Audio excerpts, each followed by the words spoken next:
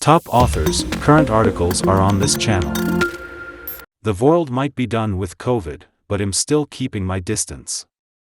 Stacy Torres is an assistant professor of sociology at the University of California at San Francisco. This summer, I've played a new people-watching game while walking New York's sweaty streets. What's the story behind the mask?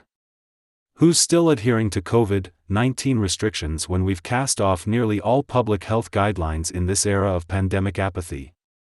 My unscientific observations yield a few patterns. People over 60, people of color, women and those with visible disabilities make up the majority of this dwindling minority of outdoor maskers. I can only guess at the reasons behind their precautions. Have they lost loved ones to COVID? Are they trying to avoid first infection or reinfection? Are they unvaccinated? Do they have underlying health problems or high-risk jobs? All I know is my own story and why I'm masking outdoors in a heat wave. I have a systemic autoimmune disease, Sjogren's, that causes debilitating symptoms, including dry mouth, dry eyes, and crushing fatigue. Given my condition and difficulty clearing past infections, I'm concerned about increased risk of severe COVID, long COVID, and triggering another autoimmune disorder. For 2.5 years, I've avoided contracting the virus. While it's hard to tell in most of the United States that there's an ongoing pandemic, I continue to live a shadow life in my effort to dodge infection. I'm not sure how much longer I can retain my membership in this exclusive club of the never infected, but I'm trying.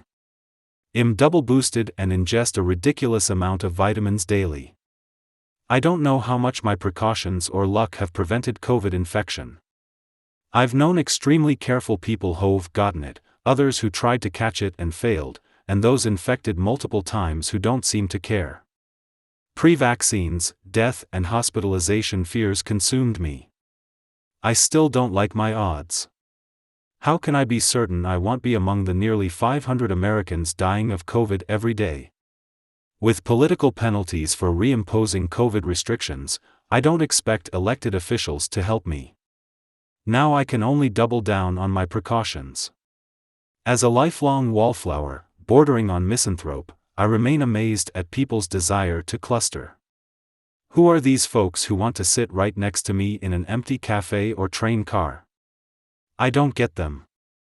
But I must find a way to coexist or else condemn myself to lifetime isolation. I juggle infinitesimal risk calculations. I size up spaces, looking for open doors and windows. I don't sit at the bar. For outdoor dining, I consider table proximity, shelter for rain and wind, sun and shade. My brain overflows with strategies for handling tricky public interactions, the close talker. Large tourist family on subway. Children. I have my distancing tricks, such as placing my supermarket basket behind me in line to create a no-pass barrier. When possible, I climb stairs instead of riding escalators and elevators. I go to the gym at night and use whatever machines no one else wants. Traveling anywhere tests my nimbleness.